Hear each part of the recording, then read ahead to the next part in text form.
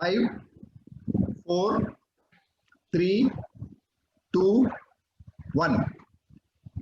Good evening, my dear brothers and sisters. I am very happy and pleased to welcome you for our second webinar of the part 2 series of Masterclass Hypertension. Unfortunately, today, our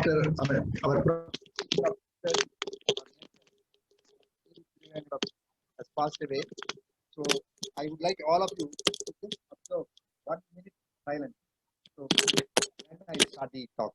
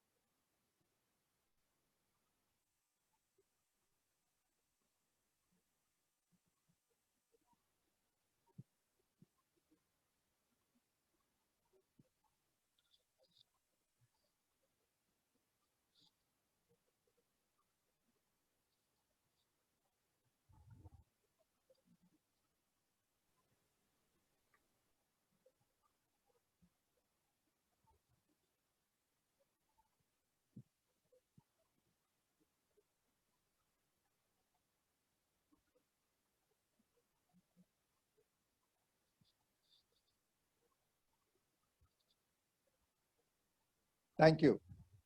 You know, Professor K.V. Trivangadam is a great teacher and a legend. He was the vice principal when I was in Stanley. I was the student president and he was the vice principal. So we used to have a lot of interactions in the student union, and he used to advise how you should, negotiate and how you should have in general life. Such a great teacher, not only academics, all the other extracurricular activities also he was, interested. So a great soul. Okay, with this now I'll go to today's topic. Today we have a great speaker who is also from Stanley. He's going to talk to us on hypertension and the arrhythmias, especially atrial fibrillation. Dr. Narasimhan is a well-known, internationally known electrophysiologist and a great cardiologist and great teacher and academician. He's like, Dr. Chenniappan, very, very thorough in ECG and even small, minute details. We are very happy and honored to have him in our WhatsApp ECG group.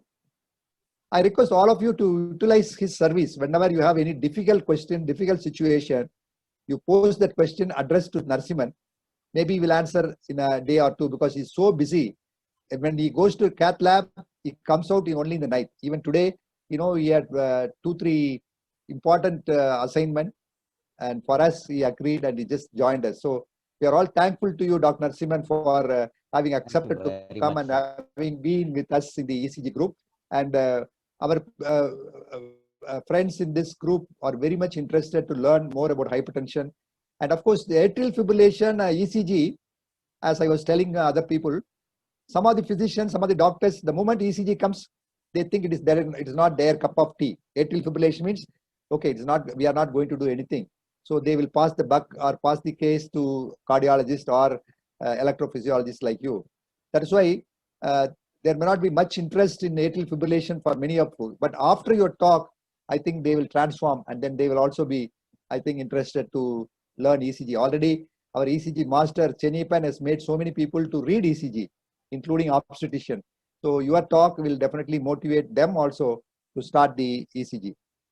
Friends, today, the Kahoot we are going to play is very, very interesting, because so far we were playing Kahoot one by one. At a stretch, 10 questions. Now today we are going to do one by one, and after each Kahoot question, Dr. Narasimhan will answer a few questions of mine and then go to the second question. So that's the way he can explain the whole concept of atrial fibrillation during those 10 questions also. So I request all of you not to leave during Kahoot, and I also request all of you to play Kahoot, because last 10 webinars we analyzed some few 10 to 15 people are always getting number 1, 2, 3 like that. So we have the record. So we want every one of you to participate in the Kahoot also. involve yourself in asking questions. With this, I'm also happy to welcome Dr. Chenniappan, who is our panelist today. And I told you, he is going to be our speaker. With my great request, he has accepted to speak on CCB confusion on 6th October. And again on 13th October, he is going to speak on ARB. So otherwise, normal as usual, we'll have every Friday and Saturday our hypertension webinar. Only these 2 Tuesdays, Dr. Chenniappan will be speaking on the drugs. One is on the CCB, the other one is on the ARB. So with this, I now request our Professor Narasimhan to take over and talk to us on hypertension and atrial fibrillation. After his talk, we will have Kahoot. Those of you who have joined new, please download Kahoot and be ready to play the game Kahoot. Today will be very interesting, and whoever gets number 1 today will be very honorable person. And then these 12 webinars we'll analyze, and we'll come out with the 10 winners after the 12 webinars. And last 10 webinars, we already analyzed 10 contestants who are coming in the first to 10. We'll announce it next month, next program. Now over to Narasimhan. Please go ahead, Narasimhan. Thank you very much for the kind invitation, Dr. Muruganathan, Dr. Rajasekar, and my mentor, Dr. Chenniappan. It's indeed a great honor and pleasure to join you. The topic is predominantly on hypertension and atrial fibrillation. There is an intersection of these two. I would go through some of the concepts regarding the pathogenesis, disease burden, the confusion regarding rate versus rhythm, what does it mean, and when do you think of non-pharmacological options. Now, this is, don't run away from this saying that it's ECG topic. This is going to be basically very clinical. And I would like to emphasize this is very relevant in your clinical practice. As we become older, most of the patients who have hypertension, a large proportion of us with increasing blood pressure, systolic or diastolic, there is an increasing prevalence of atrial fibrillation in that subset. Whether it's males or in females, the same trend is seen. We looked at about 300 patients who came to our outpatient. And compared to the global data, we still in India continue to have 40% of our outpatient atrial fibrillation is rheumatic atrial fibrillation. Now, this would depend on whether you are practicing in an urban center or a rural center. In a rural center, this proportion is going to be slightly higher, whereas in an urban center, the conventional non-valvular atrial fibrillation will be common. If you look at the global burden of disease, the commonest risk factor for hypertension is anywhere from 60 to 70% of that is due to hypertension. Now, the reason why this is important is almost 2 decades ago, it was shown that when you give anticoagulation to patients with atrial fibrillation, not aspirin, I'm talking about anticoagulation like acetylene or warfarin, there is almost a 60% reduction in stroke rate. But look at what is happening in India. We analyzed our own data. Only half of our patients are receiving anticoagulation. Only 38% are receiving appropriate anticoagulation. And vast majority of them receive aspirin and clopidogrel for atrial fibrillation, which is not the correct treatment. Now, it has been consistently shown that if you aggressively control the blood pressure, the incidence of cardiovascular risk, stroke, as well as atrial fibrillation significantly comes down. And that also improves the catheter ablation outcomes, because patients, this is a problem with modern day specialization. We become so focused, we forget that the patient is a whole biological system. So if a person does an expensive catheter ablation and leaves the patient without adequate control of blood pressure, you find that their recurrence of atrial fibrillation is very high, mainly because the underlying disease progresses. So what are the consequences of atrial fibrillation? It decreases the quality of life. It significantly increases the cost of medical care to the family. And also in patients with severe left ventricular hypertrophy, it increases the risk of ventricular fibrillation and sudden cardiac death. And most patients develop atrial fibrillation because they are diabetic, hypertensive. So there is comorbid illnesses there. And the most worrisome problem, most of the adults, if you ask, one of the dreaded complications is stroke, which none of us would like to go through. And it also significantly increases the risk of developing heart failure. Now, as I said before, the common risk factors are number one, hypertension.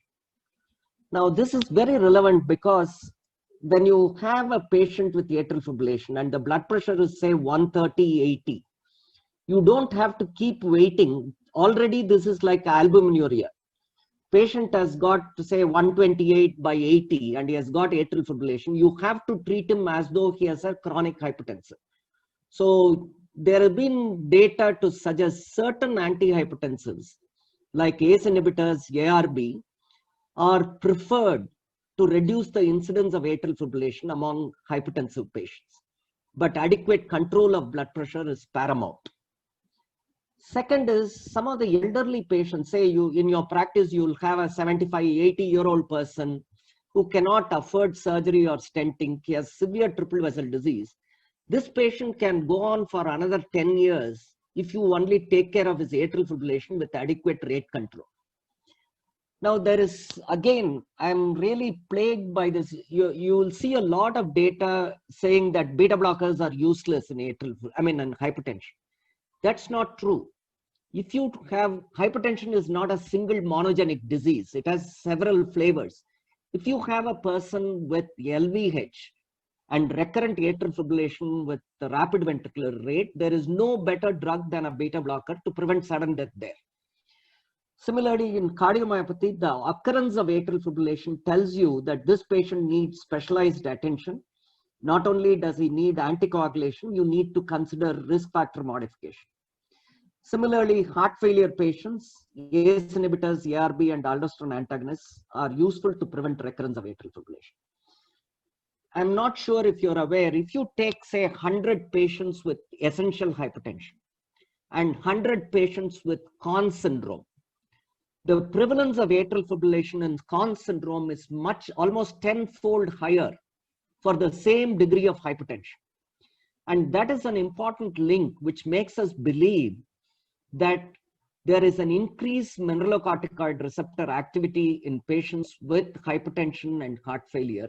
And there is a special role for aldosterone antagonists in preventing further disease progression. Whenever you have a patient with valvular heart disease and he has got atrial fibrillation, even if it's an aortic valve disease, unless proven otherwise, there is an underlying mitral valve disease that needs to be excluded.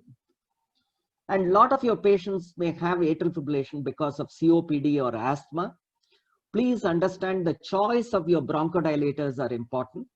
Theophylline will aggravate the problem by increasing the AV nodal conduction. We need to be a little judicious about using beta agonists in these patients, increase more of inhalational steroids rather than these drugs. If you have as a part of pneumonia or a part of febrile illness, weight loss, you need to suspect tuberculous pericarditis in our country. And rarely in younger patients, you need to look for underlying WPW syndrome. This is important because atrial fibrillation is like graying of hair. As you become older, we develop atrial fibrillation. If you see a 25-year-old or 30-year-old person coming to you with atrial fibrillation, you can't just brush it aside saying it's atrial fibrillation. You need to carefully examine this patient to see whether there is either thyroid disease or an ECG showing WPW syndrome, or he has been consuming alcohol, or these rare entities needs to be evaluated. Excessive alcohol intake. This is something I would like to emphasize. This is increasingly common in software professionals. They have a social drinking over the weekend. In contrast to a person who drinks daily 1 or 2 glasses, 1 or 2 drinks, this patient who has an occasional binge drinking, his alcohol dehydrogenase levels are not upregulated. So the capacity for this person to handle alcohol is very, very low. And these periodic drinkers are more likely to develop arrhythmic episodes and problems. Same way with hyperthyroidism. This is an important disease for you to rule out. Elderly patients with hyperthyroidism, the only manifestation will be atrial fibrillation. They won't have eye signs. They may not have tremors. They will only present with the heart failure and atrial fibrillation. If you have a first episode of atrial fibrillation in a person with no history of asthma, but he has suddenly started wheezing, or he has got lung signs, you need to exclude pulmonary embolism. And patients, if they have a short neck or if they complain of excess snoring, obstructive sleep apnea is an important cause for atrial fibrillation. You need to pay attention to this. Neurogenic atrial fibrillation, we all are aware of excess sympathetic response causing atrial fibrillation. A person, say, stressed out, lack of sleep, and he's running around, on that day he develops atrial fibrillation. We know that. The other extreme is a person who's a well-trained athlete, or for example, the patient repeatedly develops atrial fibrillation during deep sleep or after alcohol, after a period of retching and vomiting. This is vagal atrial fibrillation. This distinction is important because vagal atrial fibrillation does not respond to beta blockers.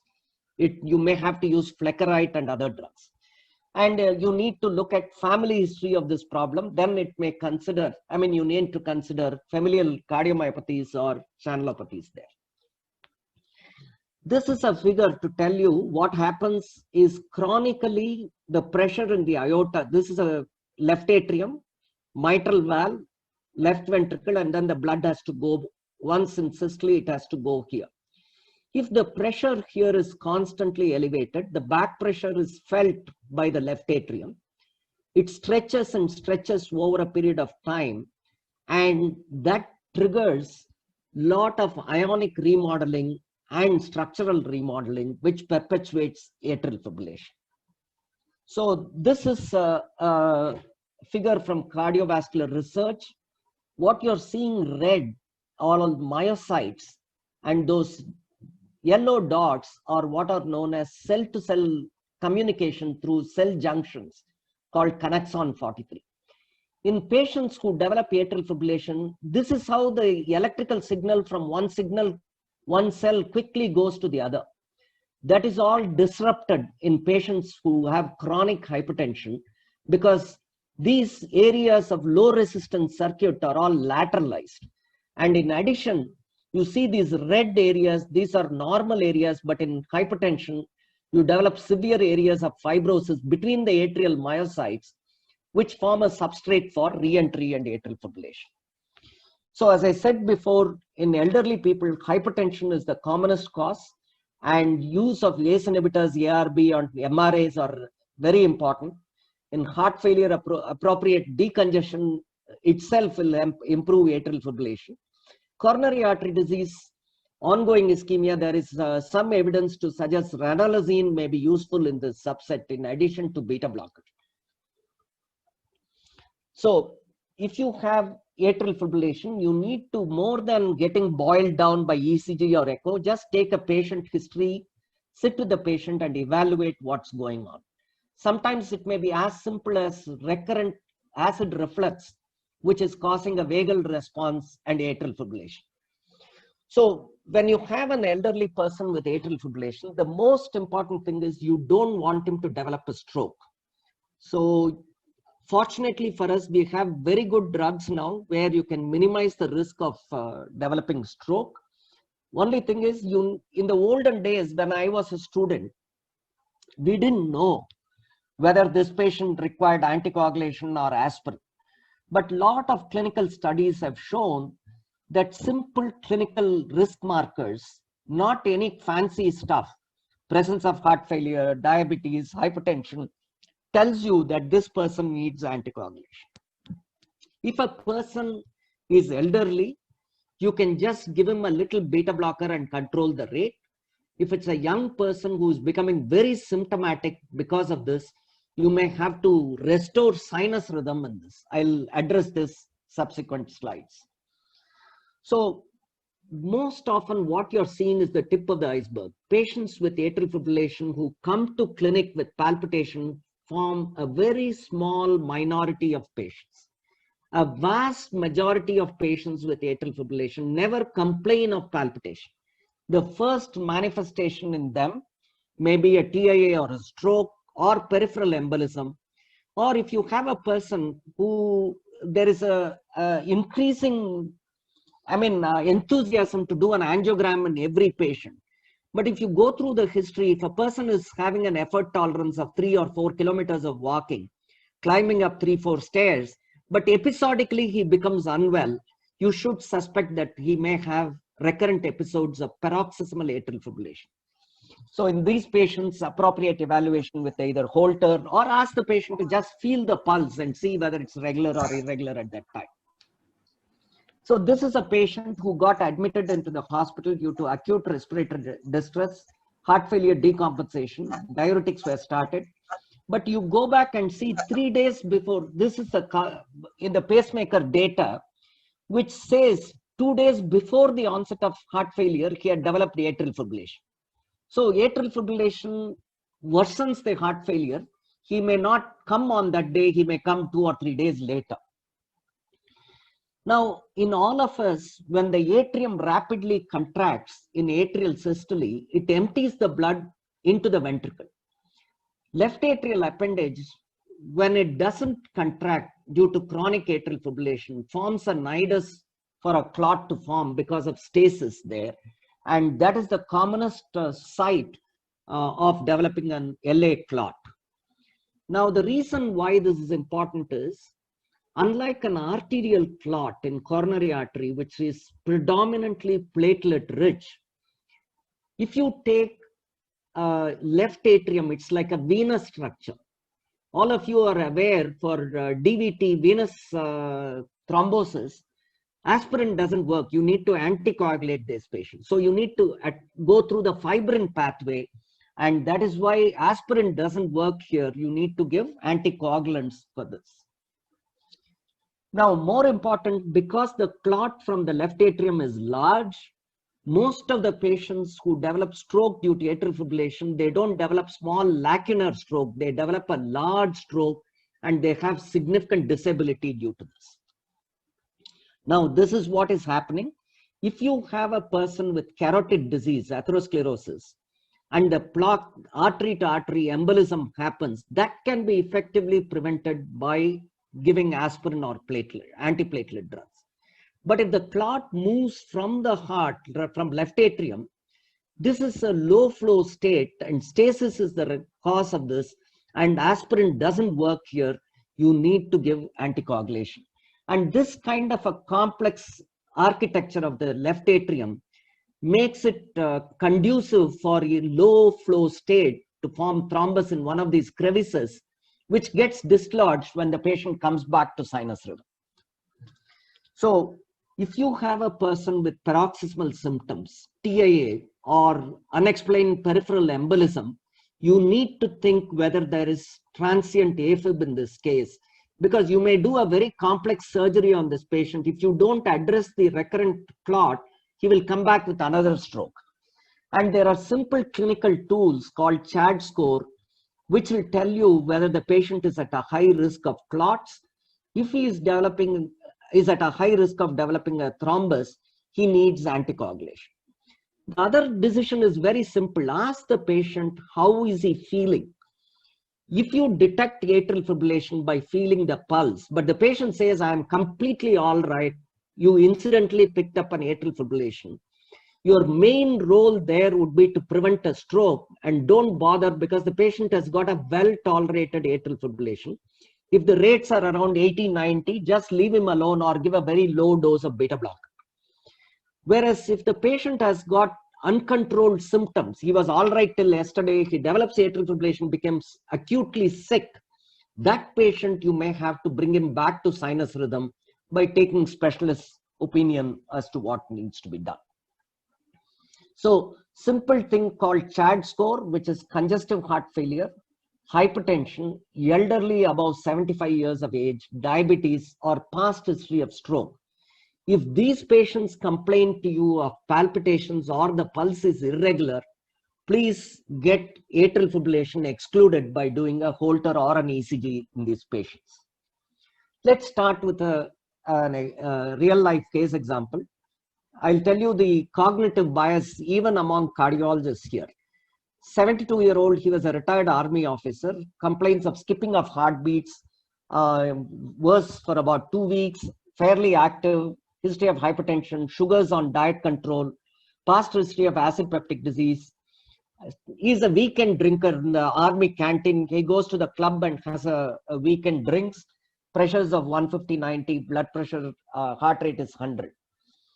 So essentially most of the investigations were normal. He was started on beta blocker, felt much better, and he resumed his morning walks. And so how do you treat him to reduce his risk of stroke? We saw that he's a diabetic, he's hypertensive, he's close to 75, so almost CHAD score is more than 2 or 3. Would we give him aspirin or would we start him on oral anticoagulation? So what happens is these patients age above 65, if they have had hypertension, diabetes or risk factors, clearly the anticoagulation is indicated in these patients. But as a physician, there is a lot of reluctance in all of us because we are worried when we try to prevent a thrombotic stroke. Are we going to increase the risk of a hemorrhagic stroke? That is the main reason which holds us back from giving anticoagulation to this patient. This used to be a very real issue when we were giving warfarin because of the varying therapeutic levels of this drug. So CHAD score, again, I would like to emphasize that simple clinical score will tell you if the score is more than 2, clearly you need to consider anticoagulation in atrial fibrillation. But the problem was the cardiologist here decided not to treat him because he is a hypertensive, he is elderly, he consumes alcohol.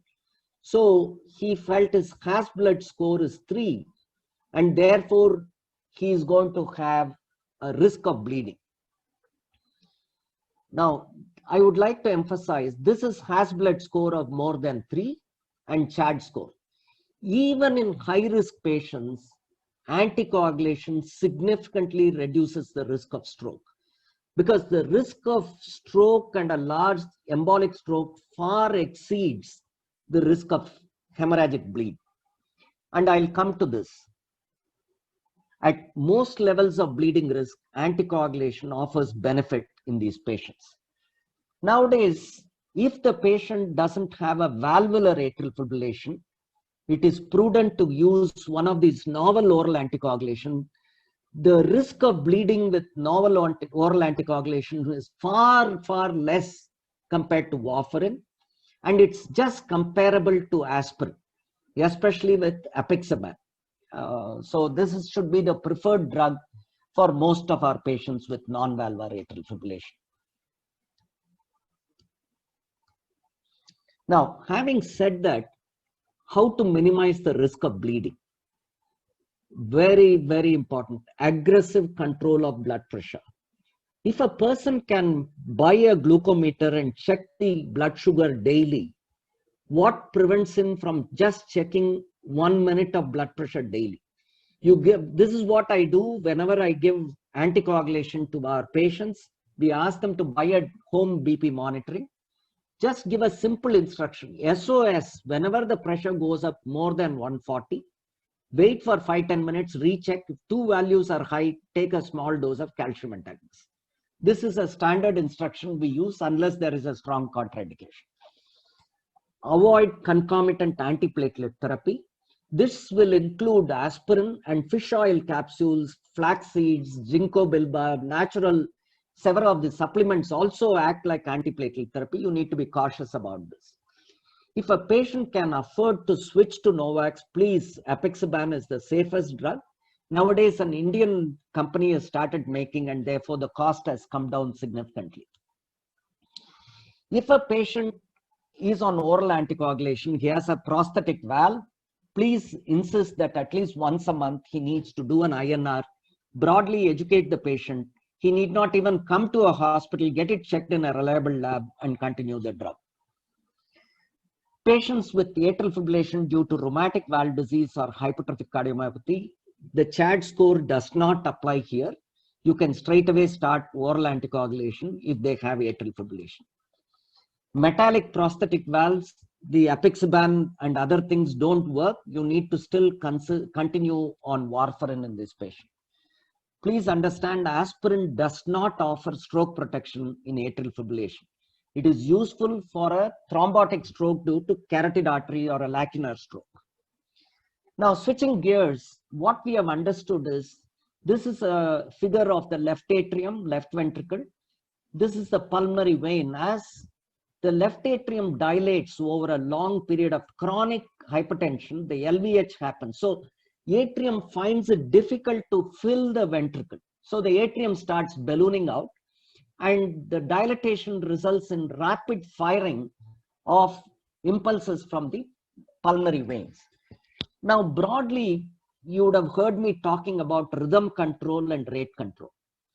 In all of us, the impulse from the atrium has to come through the AV node to reach the ventricle. Now, AV node, whatever happens, cannot conduct an impulse more than, say, 160 or 180 beats per minute. That's a physiological protection against rapid ventricular rate. Atrial fibrillation, the atrium fires at a rate of 400 beats per minute. But not all the 400 impulses can come to the ventricle because there is a concealed conduction. It slows down like a gate. This gate will allow only 140 or 150 beats per minute to enter the ventricle. So when you choose a drug like diltiazem, calcium blocker, beta blockers, or digoxin, we leave the atrium still fibrillating rapidly. We don't do anything to it. The atrium continues to rapidly fibrillate at 400, but we selectively increase the amount of block at the level of the AV node so that only about 90 or 80 impulses can, as you increase the dose of calcium blockers, less and less number of impulses will reach the ventricle. So you need to titrate it depending on the patient's need. If an elderly person, he may need a very low dose of beta blocker. A very young person may require a higher dose of beta blocker. On the other hand, when you give a drug like amiodarone or sotalol, what we try to achieve is we try to suppress this completely and restore the normal sinus rhythm back to normal sinus rhythm. The atrium should come back to sinus. So that approach is called as rhythm control, whereas selectively blocking the AV node is called rate control approach. So when you give amiodarone, please understand we are trying to restore the sinus rhythm back to normal. If you have a person with a big clot in the left atrium, when the atrium again starts contracting, that is when it squeezes it out of the left atrium. So you need to be wary of that. So rate control drugs are calcium channel blockers, beta blockers, and digoxin. And rhythm control are like patients to be on sotalol or amiodarone. So again, depending on the thromboembolic risk, most important is to assess the CHAD score and start anticoagulation for this patient. So if you have a person who's got an LV dysfunction and he has got heart failure, the drug of choice should be beta blocker, digoxin, and amiodarone. No other drugs are allowed in severe LV dysfunction. This is a very large trial which came out from Taiwan, more than 1 million patients, to suggest that among the drugs for controlling the rate, if a patient can tolerate, beta blockers seem to provide some survival advantage. So if you have a person with hypertension and rapid ventricular rates, try to choose a beta blocker in this patient. It has more than one mechanism of action. So rhythm control remains the therapy of choice in younger patients who are very symptomatic or if they have developed a tachycardiomyopathy. So this is what happens in atrial fibrillation. A rapid firing from you're seeing the left atrium from the posterior view. You're looking at it from the back of the patient. The impulses fire so rapidly from different pulmonary veins. When they reach the atrium, they need to break into small wavelets, and several wavelets chaotically fire in the atrium. So if a patient is not responding well to drug therapy, The other option is we can go with a catheter, or when the surgeon is operating, we can electrically isolate these. But please understand, you may not need this in a vast majority of patients if you control the risk factors very well. So for patients where antiarrhythmic therapy has failed, clearly ablation is a superior option. If a patient is highly symptomatic, has not responded well to antiarrhythmic therapy, you should consider ablation. And this has been shown again and again in several trials. More importantly, patients with severe heart failure, if they have a biventricular disease, you may find that restoring sinus rhythm, their LV function improves, their heart failure resolves in several patients. So if you have paroxysmal atrial fibrillation, highly symptomatic patients, and if they have tachycardiomyopathy, you can consider AFib ablation in those patients. But more important than atrial fibrillation is a simple weight reduction. 10% weight loss was significantly associated with a reduction in the atrial fibrillation. So this is something which we need to remember, because we have a lean phenotype, the Asian phenotype. We may not look very obese, but if you have a person with high triglyceride, low HDL, high uric acid, metabolic, he has got a, say, a metabolic syndrome, or he has got a fatty liver, you don't need any evidence further.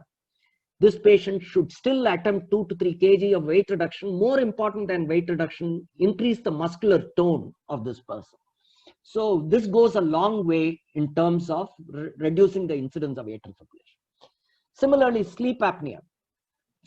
Sleep apnea, when you correct, there is a remarkable reduction in the AFib episodes. Please do not go by a fancy number of 15 or 20 as a AHI. You need to go by clinical symptoms. If a person has got nocturnal long pauses in the night, he wakes up, ask a simple question. When you wake up, do you feel refreshed, or do you feel like taking a little nap? These 2 or 3 things, periodic limb movement, the wife says he's keeping on restless leg during sleep, he wakes up with a headache, sore throat. These are all common reasons why you should suspect obstructive sleep apnea. And simple weight reduction, pharyngeal exercises, it's loss of muscle tone of your pharyngeal muscles, where the airway collapses during respiration, that can be corrected. So coming to hypertension, atrial fibrillation, AFib and hypertension often coexist, and they both increase the stroke risk. There is a bimodal relationship with this. When you give oral anticoagulation, you reduce the ischemic CVA, but you increase the risk of hemorrhagic cerebrovascular accident. In these patients, if you do a better BP control, there are fewer embolic and hemorrhagic strokes, fewer bleeds. And hypertension details, if you look at all anticoagulation trials, the apixaban guy is interested only in apixaban, rivaroxaban only on rivaroxaban. But the underlying reason why this patient is suffering is because of an uncontrolled hypertension. If you vigorously control, you take care of all these endpoints in these patients.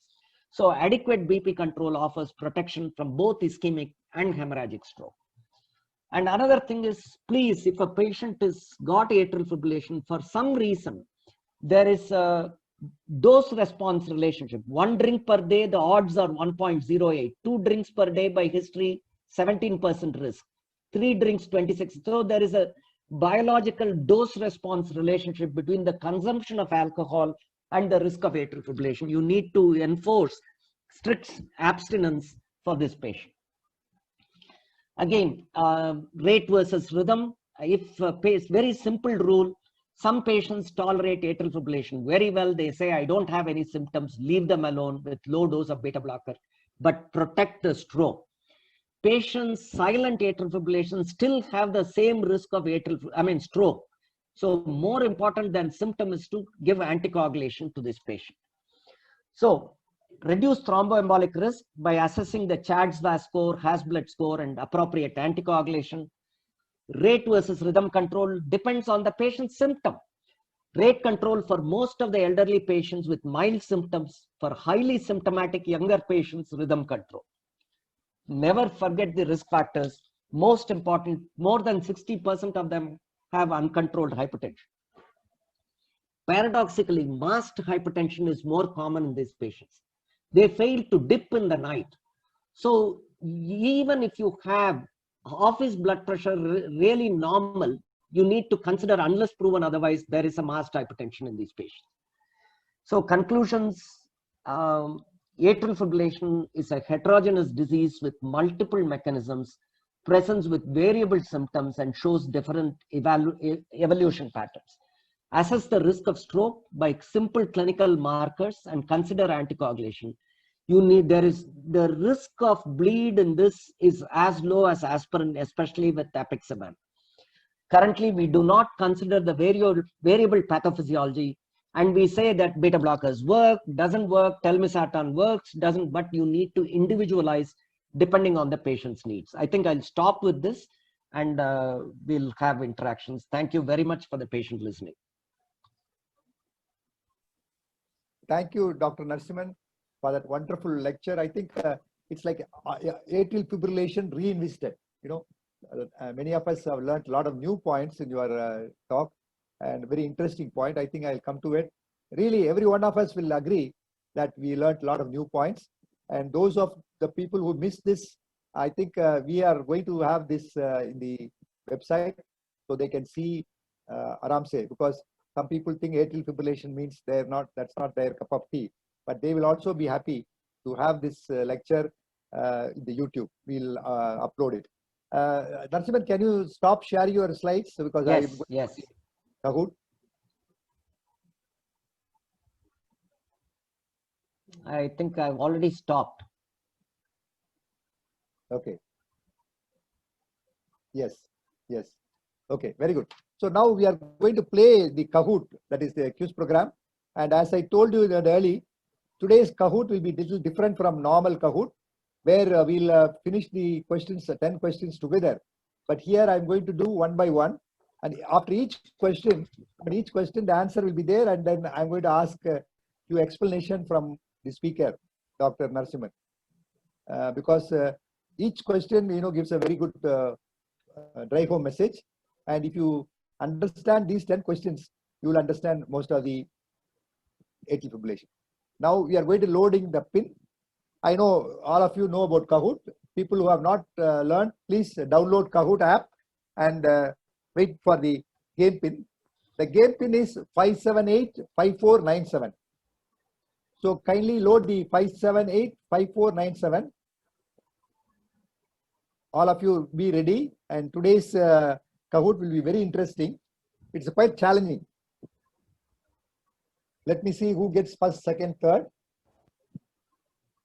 I see Gaurav, I see Manoj, Arulmani,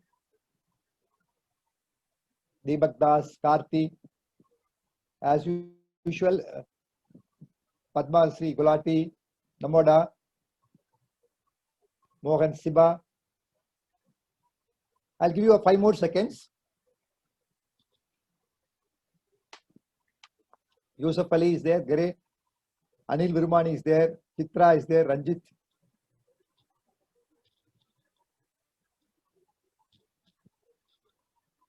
I'll give you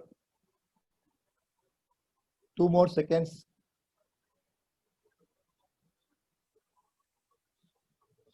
I'm going to stop in 1 second. Okay, I think it's time that we'll start the game. Are you ready? Yes. Let's see the first question. Interactive session, 3rd October, 3, 2, 1. Here is the first question. Today we are going to ask 11 questions. 54-year male with hypertension, old MI, admitted with LVF, BP 80 systolic and RR 30 minutes. What is the drug which you will give in this? Amirodulin, DCCV, digoxin or diltiazem?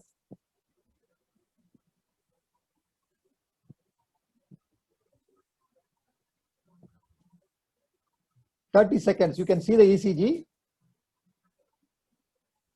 What is the best drug you give? Good. 13 people have answered correctly. It is DCCV. Narasimhan. Yes, sir. Why you say, first of all, what is the ECG? What is the diagnosis of the ECG? So ECG shows whenever you see varying RR interval, Yes. unless proven otherwise, it's atrial fibrillation. And in addition, patient has a left bundle branch block. Okay.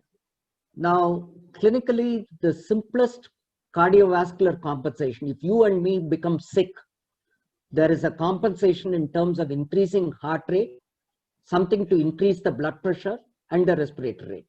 Okay. In this patient, all the cardiovascular reserves are exhausted. BP has dropped, heart rate, despite being fast, BP is low, and he's breathing fast. Despite that, he's requiring a lot of work. Breathing has gone. So he has got very little reserve. If you give a IV drug, the chance of it working is plus minus. Second thing is they themselves can depress the myocardium. So considering all these things, world over, the recommendation is when you have a sick patient with atrial fibrillation, don't wait, have an early rule for cardioversion.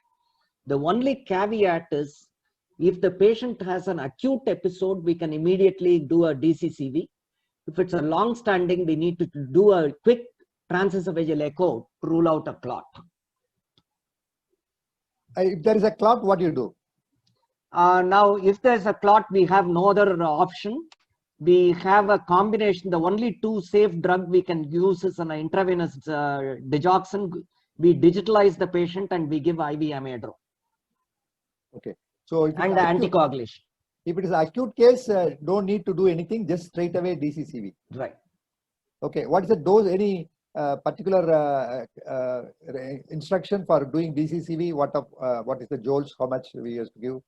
Generally, we give anteroposterior patch about 150 joules in a biphasic model form, but you need to continue anticoagulation. We give a 5,000 units heparin and then follow it up with oral anticoagulation in these patients.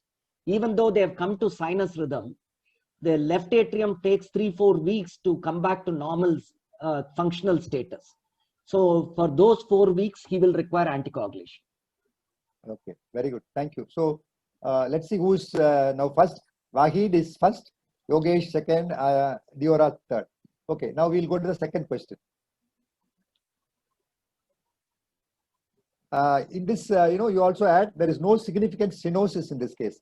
It's evaluated for slurring of speech, weakness of right upper limb, recovered, mild carotid plaque beyond left carotid bulb, no significant stenosis, aortic stenosis, no stenosis. What is this? Sinus rhythm with LVH strain, old MI, old AMI, IMI, or none of the above? I think this should be easy for you.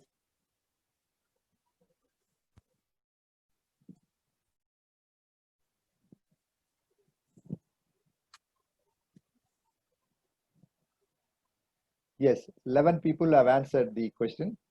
Narasimhan, why did you ask this? Whether this MI or old MI? Why? What's the reason you asked this question? Okay, if you can look at that ECG a little more carefully, what you are seeing is a little poor R-wave progression. There's a Q in one of the inferior leads, but the main thing is there are 2 P waves for every QRS. There are 2 P waves for every QRS. The second P wave, can I share the screen or? Okay, but unfortunately we cannot go back now. Okay, I'll again come back to this case. Please remind me at the end of it. This case is worth, this is an unfortunate mother of one of the doctors, got admitted under neurology. The atrial flutter was missed and she was sent home on 325 milligrams of aspirin. Okay. Came back with a stroke about 3 months later. The first ECG itself shows an atrial flutter. I'll just bring it up again. At the end of it, we'll discuss this. Yeah, we will allow you to share this screen after this, after the Kahoot quiz program is over. Okay, let's see who's now still Wahid. No, Wahid is third, Shah. Okay, now we'll go to the third question. 60-year-old diabetic hypertension with septic shock, noticed brief tachycardia in surgical ICU, equally urosepsis with levofloxacin, insulin, noradrenaline. What is this ECG? It is prolonged QT, AT, LAFB or LVH. Left anterior fascicular block or LVH or prolonged QT. Just watch the ECG alone. Tell me your finding. Patient septic shock.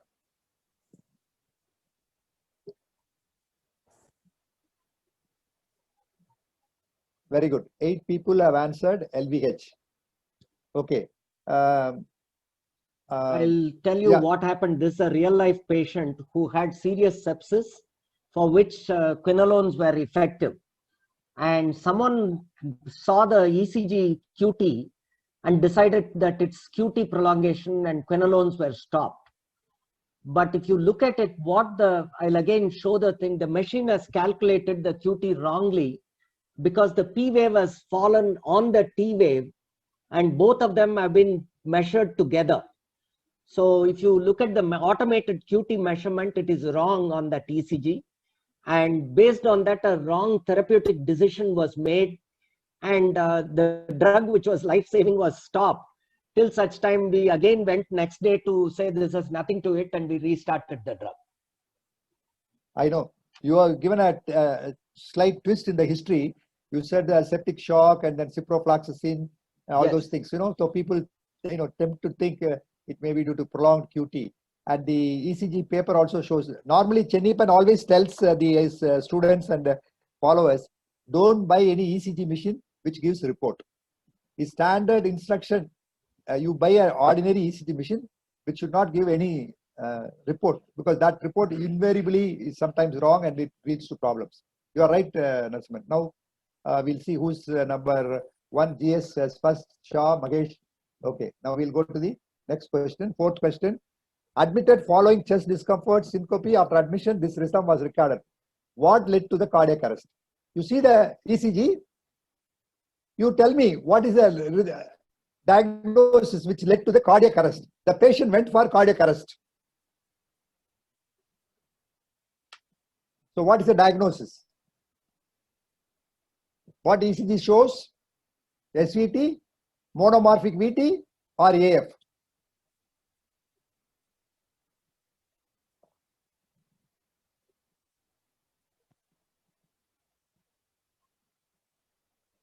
I think 12 have answered correctly. It is atrial fibrillation. I think none of you would have thought why it is atrial fibrillation. I'll show one more. I'll show the other slide, then I'll come back to you, Narasimhan.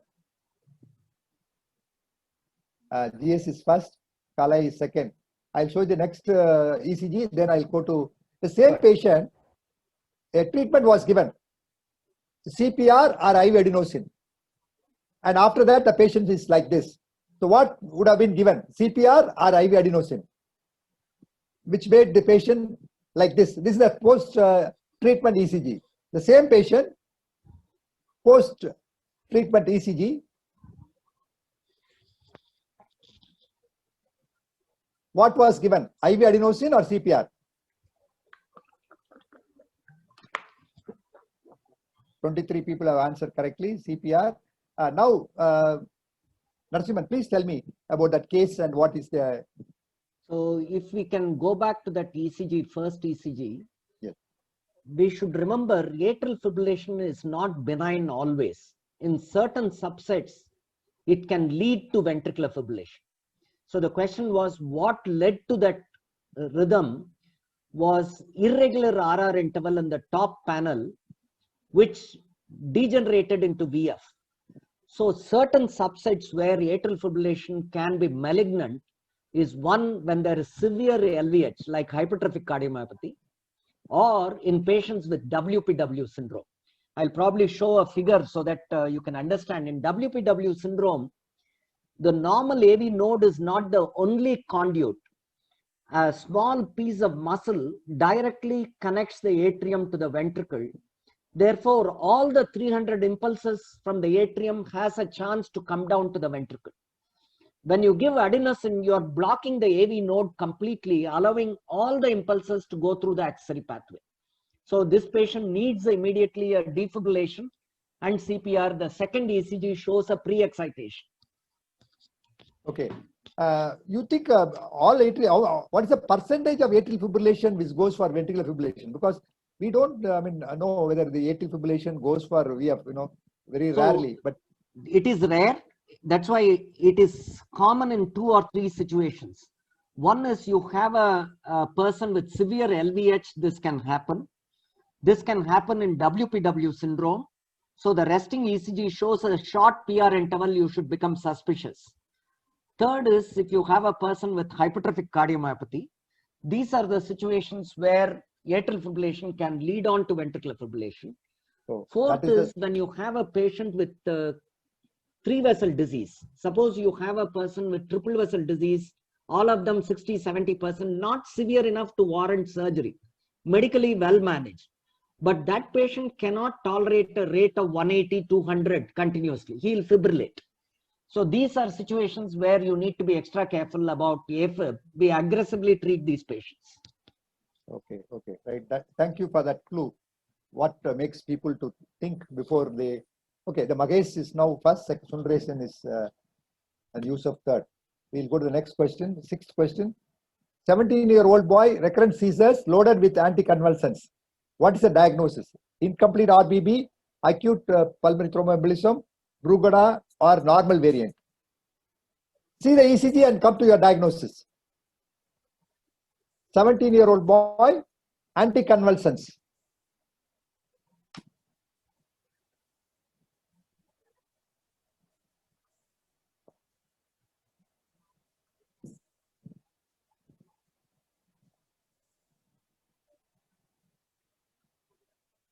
The correct answer is Brugada. Narasimhan, I don't agree it is Brugada because whenever we say Brugada, we say V1, V2 sloping and all that. But I don't see that in this ECG. What made you to say it is Brugada? Okay. One is if you have the lead V1 and V2, it looks like an incomplete right bundle branch block.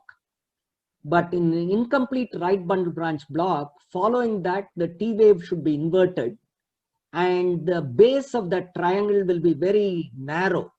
Here it becomes very wide and it's so this is a transient phenomenon. The main reason why this was put up was if you give anticonvulsants, which is a sodium channel blocker, it will worsen the situation.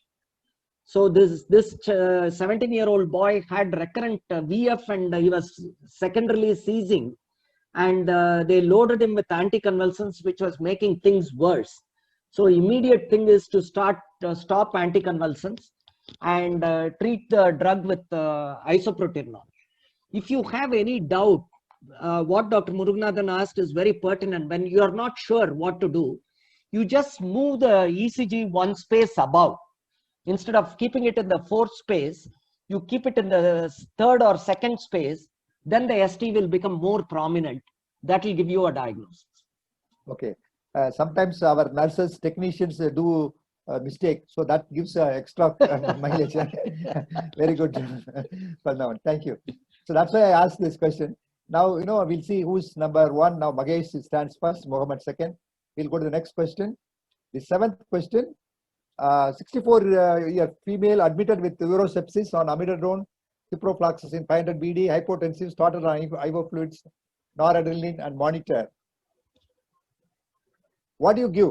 IV amino, isoprelin, IV magnesium, stop cipro, take her to cath lab.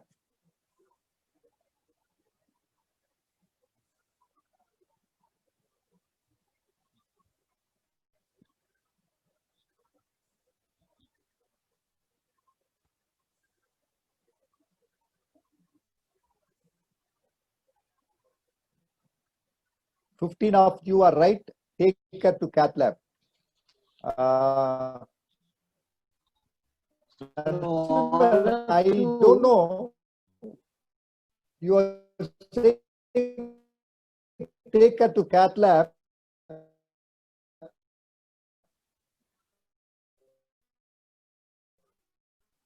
Yeah, hello? Can you hear me? Yeah, now yes, yeah, your internet is unstable. Okay. Okay. So most of them saw a polymorphic VT. Immediately you chose magnesium sulfate and stop cipro.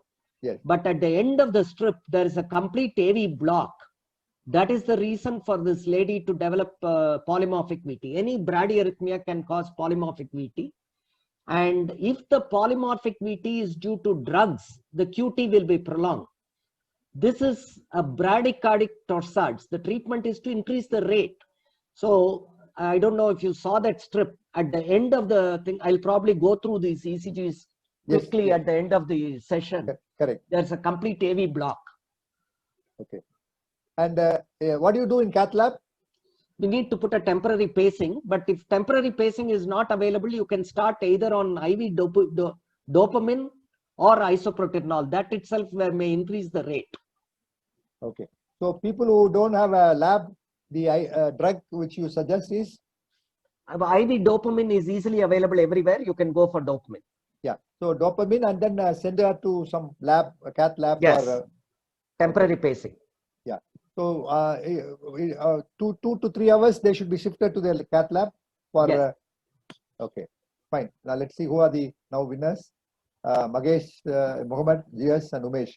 We'll go to the next question. 8th question. 65-year-old recurrent palpitations for 10 years, structurally normal heart rate, appropriate treatment, heparin beta blockers, IV amiodarone, heparin digoxin, IV adenosine.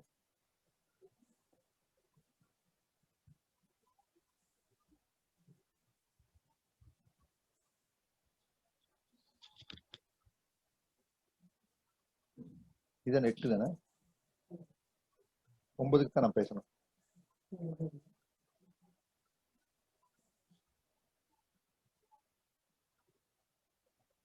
Eleven people have answered correctly. Adenosine.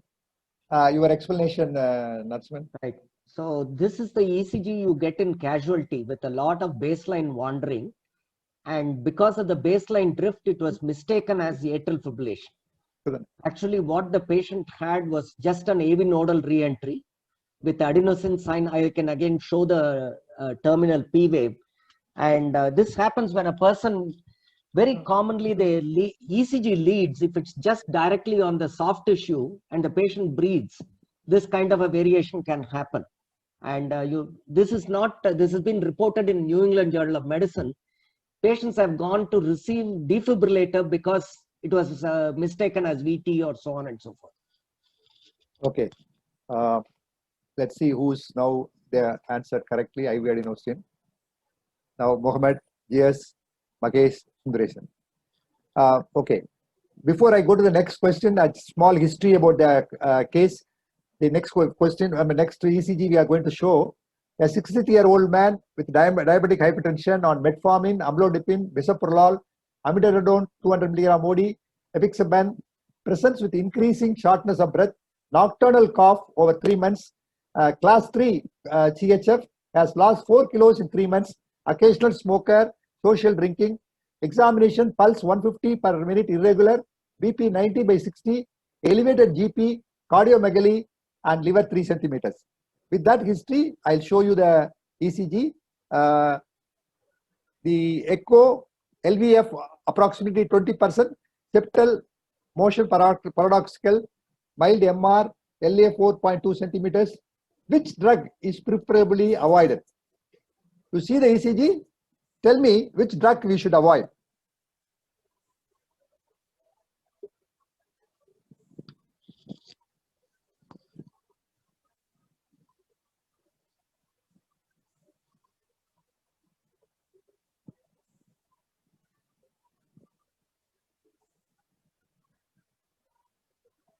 Very good. 12 have answered. Dopamine.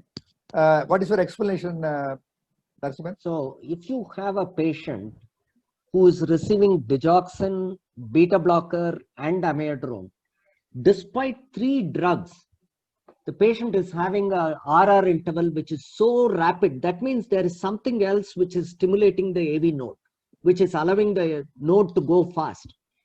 Now, any patient who develops heart failure retains salt and water, and there will be a weight gain. If you have a weight loss, in a patient with atrial fibrillation, unless proven otherwise, it's thyrotoxicosis. Paradoxically, patients who have been stable on amiodarone for 3 years will develop amiodarone-induced thyrotoxicosis. The only evidence would be weight loss and rapidity of atrial fibrillation. So when you give an additional adrenergic agent, it will worsen the situation. So the clue is weight loss in every atrial fibrillation, especially if it's heart failure, unless proven otherwise, it's thyrotoxicosis. And dobutamine is contraindicated there. Okay. So in this case, how do you rule out, you said thyrotoxicosis? So such rapid ventricular rate, despite 3 AV nodal blocking agent, usually we expect with 3 drugs for him to have a heart rate of 70 or 80. Okay. So the person has weight loss, he has got rapid ventricular rate despite 2-3 drugs, then you should suspect thyrotoxicosis in this. Okay. But the drug, preferred drug in this case is dobutamine, you said.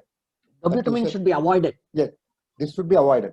Yeah. So that is the main lesson in this case. Okay, fine.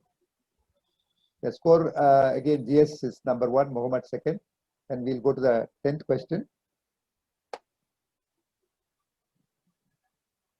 45-year-old teacher, school teacher, with hypertrophic caused cardiomyopathy, recent onset of shortness of breath, palpitation, transient blackout a day before admission, pulse rate 100 per minute, irregular, BP 90/70, blood sugar 64. BP 90/70, blood sugar 64.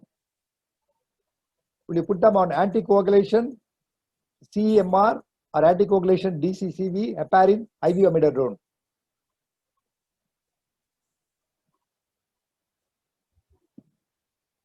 Only 6 people have mentioned anticoagulant and CEMR. Before Narasimhan, one question from me. You have put that 45-year-old school teacher. Why did you say school teacher? No, this was a patient, real life patient in our hypertrophic cardiomyopathy clinic.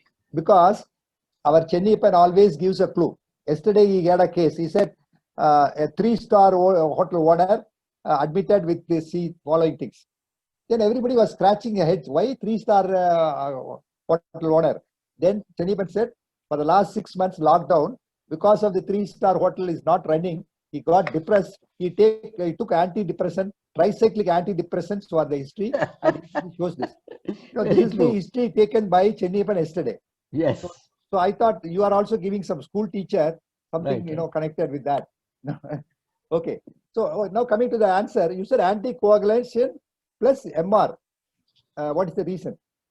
Why you want to do MR? We get sidetracked by the atrial fibrillation, but why should a person with atrial fibrillation faint? A transient blackout in hypertrophic cardiomyopathy indicates that the risk of sudden death is high. So you need some more evidence before considering a defibrillator for this patient. If cardiac MRI shows scarring, then definitely this person's risk of developing sudden death is very high. That transient blackout is a transient VF which aborted itself and he has become all right.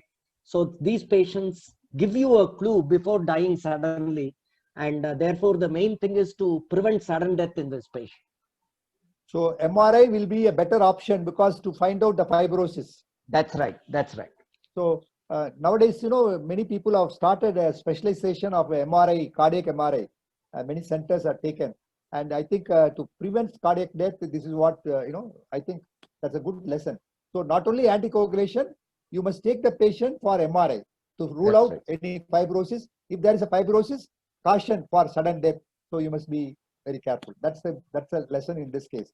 Okay, now we'll go to the last question. The score, of course, GS, Mohammed, and then Yusuf. This is the last question of the day. 20-year-old man in emergency room.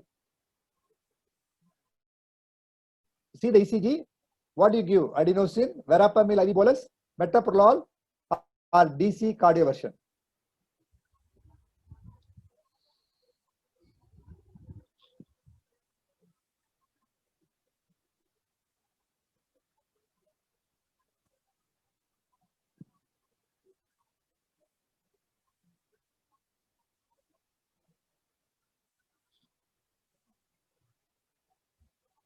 Good. 39 have answered correctly. Very good. Fantastic. So let's see. Before I ask him, let's see the result, and then we'll come to Narasimhan for the overall pictures. Yusuf is third. Then Mohammed is second. Who is first? GS is first. And fourth is Magesh. Fifth is Sundareshan. Okay. Narasimhan, you can start sharing your slides regarding that ECG, whatever you would like to explain. Sure. I think everyone was very happy that they could see some good slides. So you can start sharing now. Are you able to see the slides? Yes. So what you're seeing is, it looks like PR normal, but there is another P here. Okay. There's another P. Now the clue is, you look at the same patient's sinus rhythm ECG. That second blip is absent. B1, there was a blip here, which is present here, which is absent. So if you have any doubt, I am saying it, you don't have to believe it. If you have the slightest suspicion, what you can do is do a minimal carotid massage or a AV nodal blocking agent, and then look at whether there is this, you will uncover that there is a flutter. Once you have a flutter in a person with TIA with no intracranial disease, unless proven otherwise, it's a TIA due to a thromboembolism from LA clot rather than from aspirin will not do for this patient. Now this is the second long QT, which the machine read it as 517 long QT. So the next, after you see this PR that is grossly prolonged, this P falls on the T. This P falls on the T. When this machine sometimes calculates the whole thing together. So this can happen whenever there is atrial flutter or the P wave falling on the T. It can erroneously call that as a long QT. That's what has happened in this person. This is to show that there is varying RR intervals. So monomorphic VT, generally the cycle length doesn't change. But if there's a highly varying RR interval, but the morphology of the QRS is nearly same. It's not polymorphic VT, but it's atrial fibrillation due to WPW syndrome, which degenerates into VF. So after conversion, you get a short PR and a delta wave, which all suggest that this patient has a pre-excitation. So when you give an AV nodal blocking agent, you prevent the impulse from coming here. Everything goes down through the pathway and you'll worsen the situation. That should be avoided. So this is Brugada. You see this. This is quite broad and the ST is elevated here. And this is what I said. When you see a broad base here, you should suspect that it's a Brugada rather than a narrow base in an incomplete right bundle branch block. If you have any doubt, you'd move the ECG one space above. And when you give a sodium channel blockade, you increase the gradient potential difference between endo and epicardium, and therefore the problem becomes eptoin. Everything is a sodium channel blocker. So that will worsen the situation in Brugada syndrome. So any sodium channel blocker, alpha agonist, fever, it will block some of these channels. That's why fever is very bad for Brugada syndrome. Should avoid this. No, please. Why do you say fever produces that? Tell me once again. In epicardium, there is a channel called ITO current, transient outward current. Okay. That current is highly sensitive to temperature. The body temperature goes up even up to 37, 38. The action potential in epicardium will suddenly, it will pump out more ions and therefore it will become very abbreviated. So the current will go from endo to epicardium and therefore you will get a more aggravated ST segment. So in a patient who is normal, the fever may precipitate this problem, right? Brugada, that's right. That's right. Okay. That's the point I want to bring it out, because we always read fever, but we don't know the mechanism why fever precipitates. That's why I asked you the mechanism. Sure. Good. So this is what I wanted to see. After the patient, you see the torsades stops and then P wave, no QRS, P wave, no QRS.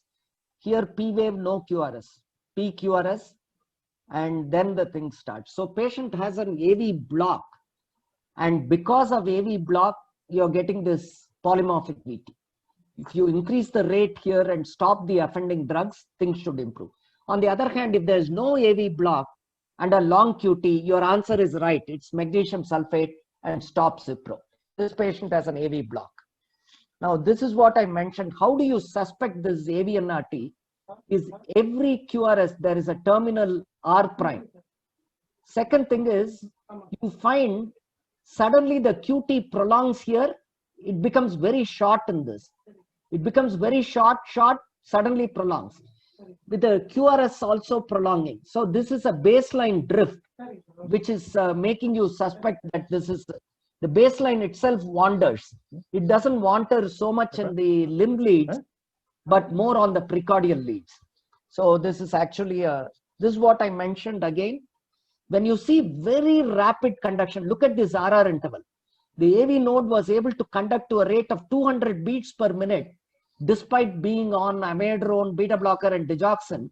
That means that AV node is stimulated by some adrenergic response. Commonest in a patient with heart failure and weight loss should be thyrotoxicosis. So you don't get such rapid conduction. This is again to say that if a hypertrophic cardiomyopathy person does not have a scar, that is on MRI, it's normal, this is the survival. But if he has a scar, sudden death incidence is very high. Okay. I'll stop with this. Okay, then we'll go to the panel's questions. There are a lot of questions. We'll try to answer as many as possible.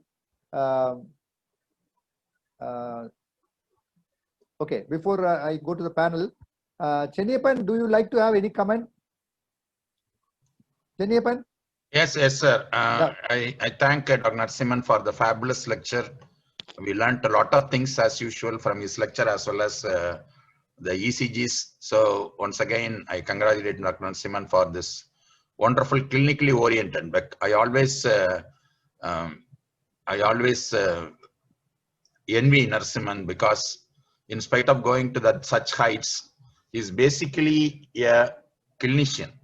So many people who go to many heights may not be a clinician. So I have personal experience with a lot of my patients undergoing some sort of very good clinical advice by him.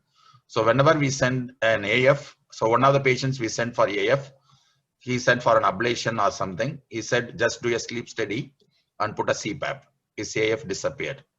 Similarly, a patient who had a recurrent ventricular ectopics, we sent to him. He said, you do a thyroid function test or just do this, that his VPDs disappeared. So what we missed actually in clinical medicine, and we think that people are waiting to put a catheter or putting to a pacemaker. When we send these cases to Narasimhan, the case returns back without intervention with some sort of a big advice to us, which we have already missed. So such many patients, I have learned many things that simple AF can be cured with CPAP and ventricular ectopics, recurrent ventricular ectopics can be cured with some sort of non-interventional procedures and so on. So that's what we like to learn from Dr. Narasimhan always. So we like to be students of him always. So you have been a big role model too for all of us. A big teacher gives a tribute to other big teacher. Very good. Okay, Narasimhan, in my own way, I am very much happy and very much pleased when you said home blood pressure monitoring, You know, I am a person who had been shouting and bargaining for the last 5 years about home blood pressure monitoring. Now I have another indication where home blood pressure monitoring is useful. Absolutely. You said a very, very valid point. I think I will add that sentence because I had written 5-6 articles in home blood pressure monitoring. I did not mention this particular point. I think this is a very good point you have said that you know before atrial fibrillation you check the pressure. That's a very good message. Okay, now I'll come to the question. Somebody's got on NOAC. Should we give them antiplatelet drugs for coronary protection, or that itself is enough? No. If you have the only indication for giving antiplatelets is if your patient has a stent recently implanted.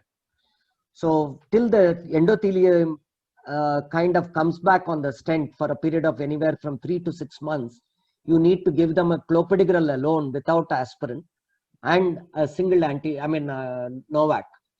Whereas all other chronic cases, the Novak itself gives protection, so you don't need an additional antiplatelet agent.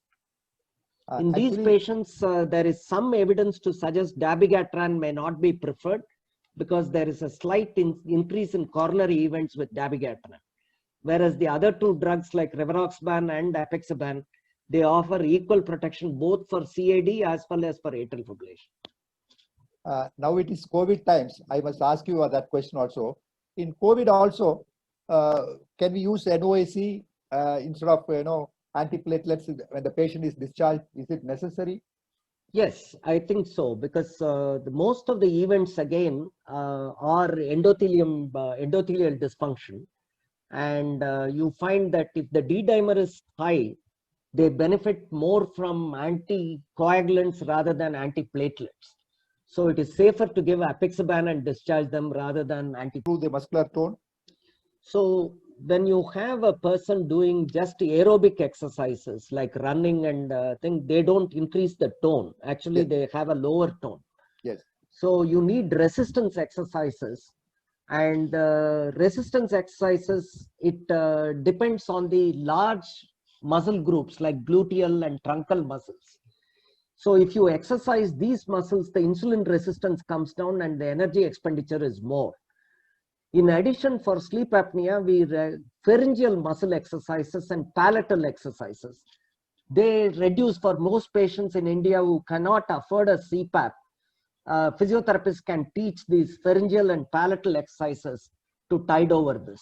What is the pharyngeal palatal exercise which you suggest? So they increase the tone in the soft palate, as well as something like blowing, for example, musical instruments which involve flute and other things.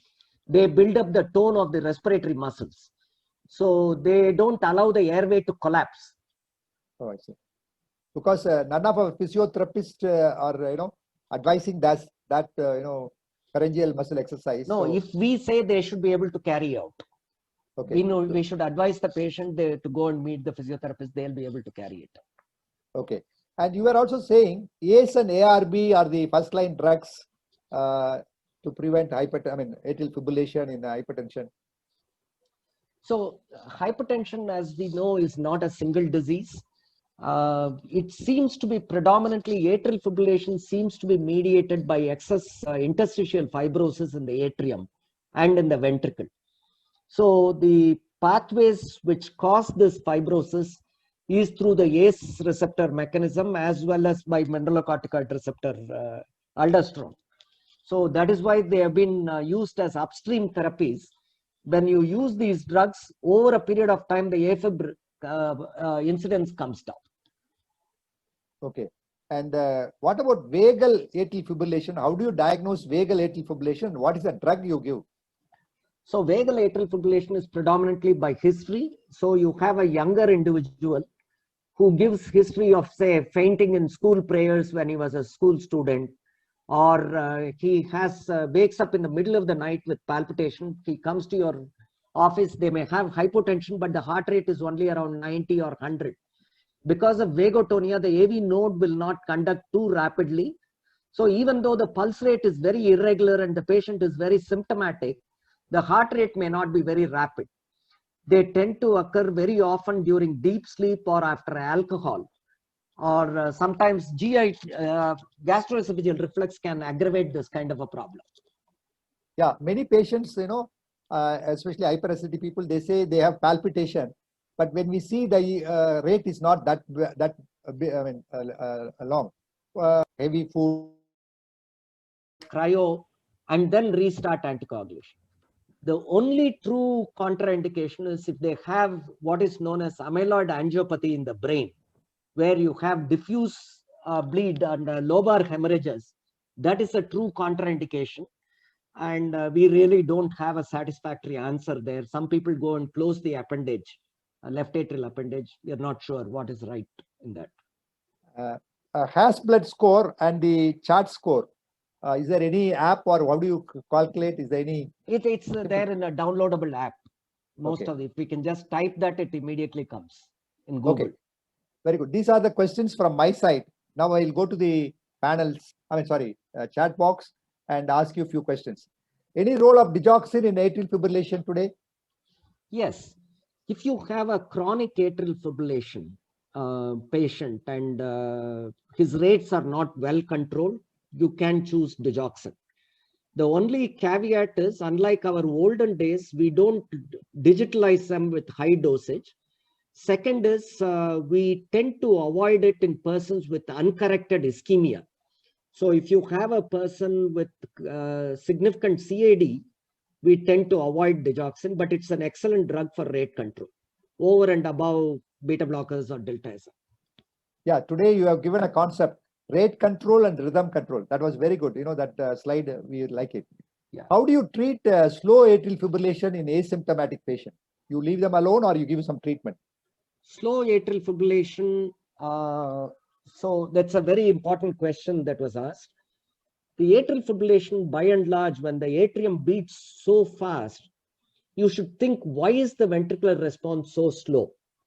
Very often it may mean that the AV node is becoming sick, either because of a drug or disease. If the drug is not causing the problem, it means this patient has some AV nodal disease, and this may be an early sign of a sick sinus syndrome. The reason why this is important is, such a patient, when the AFib terminates, the junction will not escape, the sinus will not escape. So when the AFib terminates spontaneously, they'll have a long pause and they'll faint. They faint not because of atrial fibrillation, but because of termination pauses. So if you have a slow atrial fibrillation, patient is asymptomatic, absolutely nothing is required except anticoagulation depending on CHAD score. But if that patient had a history of faint, we need to do a Holter and consider a pacemaker. Supraventricular tachycardia in children, how do you treat? So if we have a SVT in a child, and the child, I'm glad again this question was asked. We have more than once, the presentation in children is little atypical. They present with abdominal pain and they come from surgeons to us. They don't complain of palpitation for some reason. They very often, very small children have abdominal pain during this. Second is conventional beta blockers should be good enough, except beta blockers or calcium antagonists are good enough to control the symptom. But if the resting ECG after conversion shows a pre-excitation, it is better to at some stage to get rid of this by a permanent catheter ablation. If it's just an atrial tachycardia which is easily controlled with medicines, nothing is required. Some cardiologists prefer to go for ablation in all patients instead of trying the drugs lifelong. What is your comment? Is it absolutely necessary for ablation for every patient, or? No, you need to look at the overall patient's scenario and the whole thing. So if you have a patient who's, say, for example, a hypertensive, who will also benefit from a beta blocker and delta-SM, he has an AV nodal re-entry. We just give the delta-SM or beta blocker, which will control both the problems. And if he's well controlled, we need not rush in for an ablation. Okay. The true absolute indication is that there is a pre-excitation or a pre-excited atrial fibrillation. Okay. Is there any need of atrial fibrillation centers in all tertiary clinics? Because you are sitting in Hyderabad, not every tertiary hospital has got a specialist like you. Is it necessary? No, actually, I am really saddened by the so-called specialist center, because we completely specialist center are more, I think we need more integrated centers. It's not specialist center. A person who goes out of the way to think of, say, a 70, 80-year-old person with a knee problem, the simple exercises, if he can spend 15, 20 days, 20 minutes of yoga morning and evening, just cut down on starch and increase the protein and nutrition, that should be taken care of. So I think that integrated concept is lacking, and pure specialized centers, I think, can be a disaster sometimes. Yeah, I agree with you, because many times what we can do with exercise, they land up in surgery. Right. What is the role of TE and cardiac MRI in routine? So transesophageal echo becomes important when you have a person where you're contemplating on cardioversion.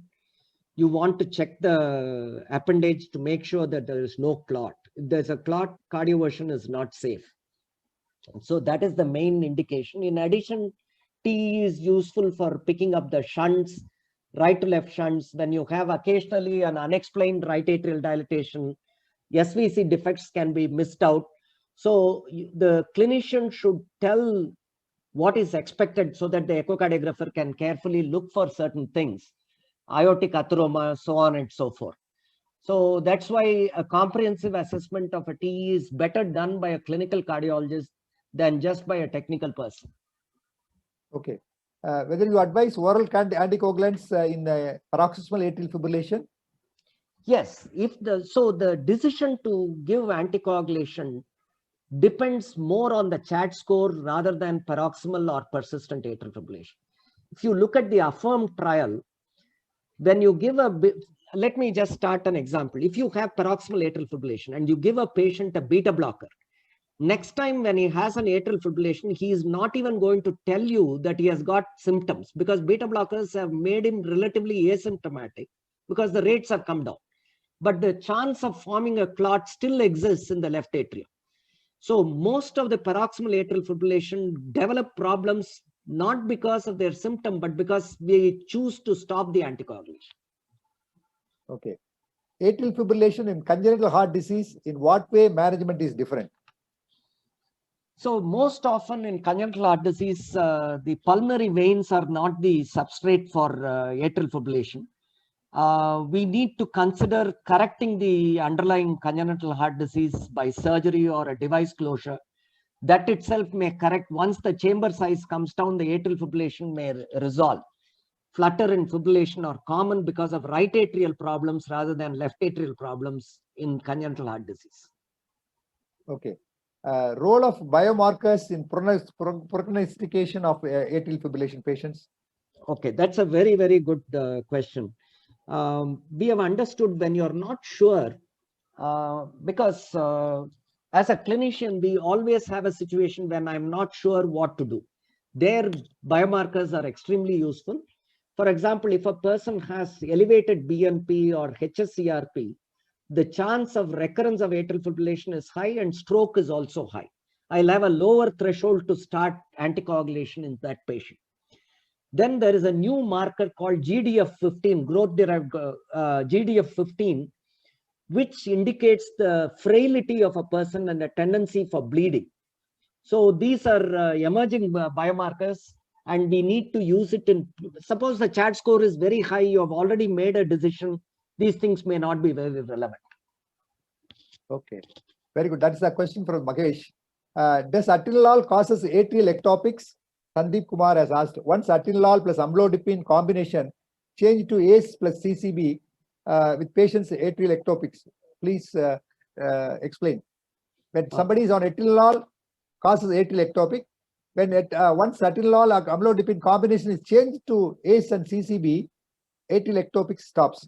Is there any scientific basis? Yes, there are two reasons why this can happen. Most patients, as they become older and develop hypertension, with fibrosis, the sinus node also fibroses, and therefore there is a relative sinus node dysfunction. So when you have sinus slowing down, ectopies come as an escape mechanism. So on that patient, if you give a beta blocker of any choice, you will increase the ectopy because you're slowing down the sinus. The other mechanism is atenolol notoriously doesn't reduce the central aortic pressure, in contrast to CCBs and other drugs. So you may have a person with worsening LVH with atenolol, even though the brachial pressure looks normal, central aortic pressure remains elevated with atenolol. So those are the two reasons why this can happen. Super. You are giving explanation for everything, every individual, reason. Very nice. Narasimhan, in the other way, your AC inhibitor would have actually produced some amount of reduction after load and also helped him. Yes. Because the left atrial pressure is coming down. Yes, LA would have been maybe also contributing to reduction of very true, very true. Yeah. So one is central aortic pressure, the other one is peripheral resistance reduction by ACE inhibitor. Right. Okay, thanks, Chenniappan. Is it a must for usage of only anteroposterior electrode for cardioversion? Not necessarily. If you get a successful restoration of sinus rhythm by the conventional patches, you don't need to. But the vector, see, very simple. You need to encompass the left atrium between the anterior and the posterior patch. So if the initial vector itself encompasses the left atrium and patient has restored to sinus rhythm, you don't need to. Now, even in anterior posterior patch, the current has to go from one patch to the other. If it is sitting on a bone, bone offers resistance.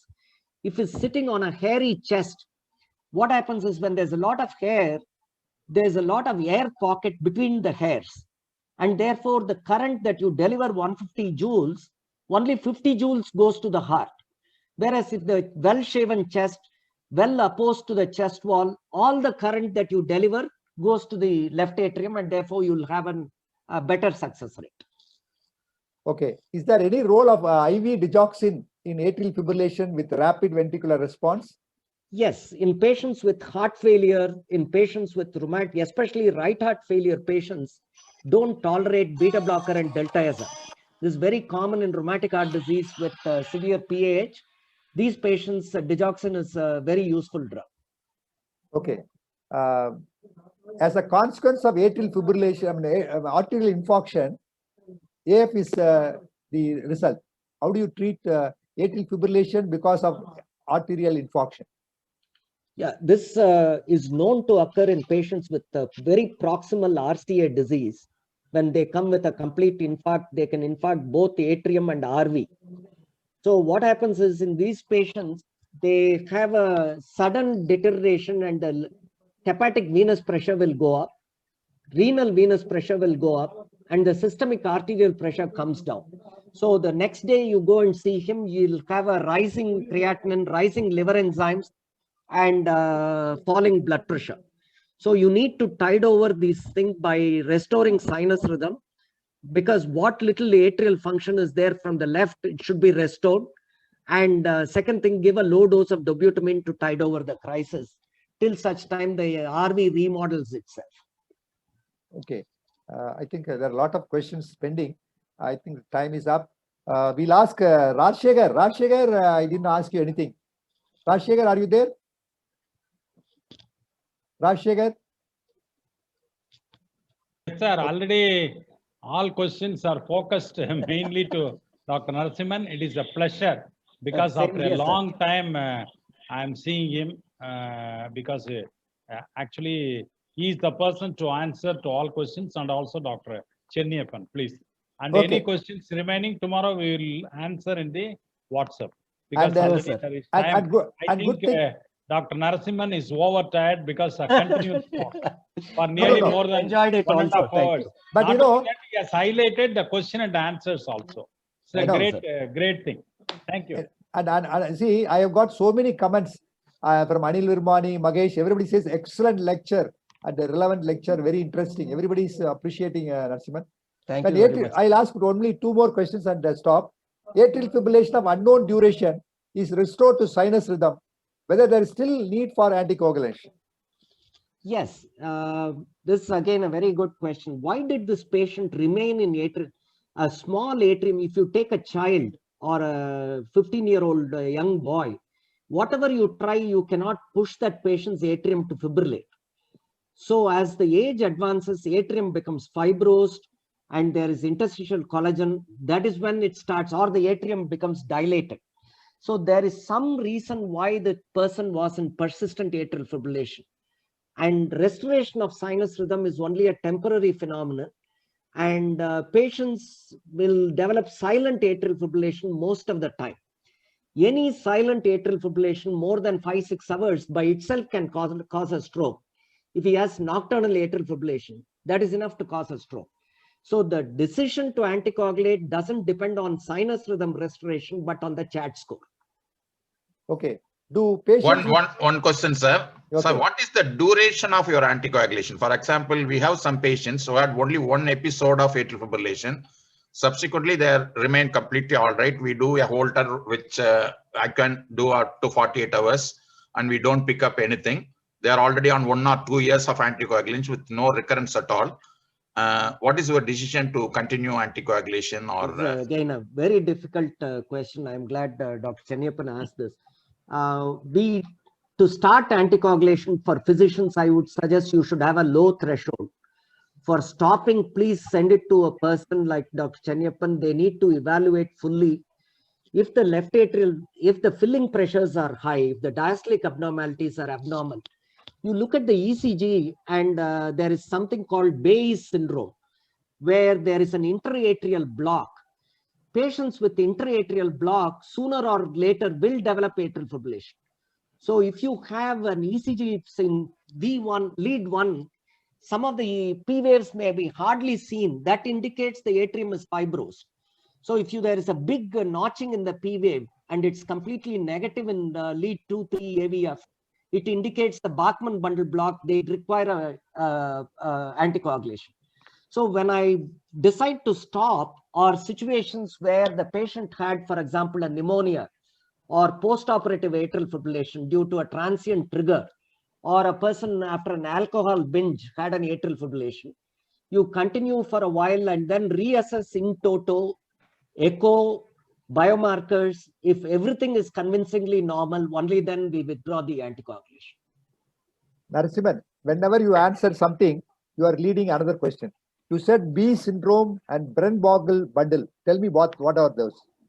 So we would have said in physiology, when the sinus node fires, the most convincing internodal tract is the Bachmann bundle. Bachmann bundle takes the impulse directly from the sinus node to the roof of the left atrium. So if that Bachmann bundle is for some reason fibrosed, the atrial function becomes dissociated. The left atrium and the right atrium function becomes dissociated, and it is a marker of fibrosis, extensive fibrosis, and therefore it marks a risk for recurrence of atrial fibrillation. One point to recognize this intraatrial block is when you have an ECG evidence which is looking like the left atrial enlargement, but your echo, your LA is completely normal.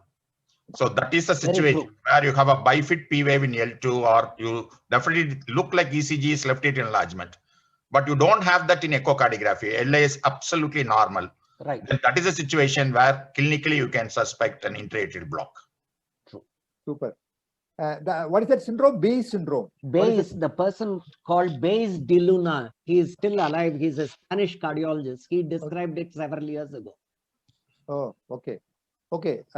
I think, a lot of people who have said mind-blowing, excellent, no words to praise.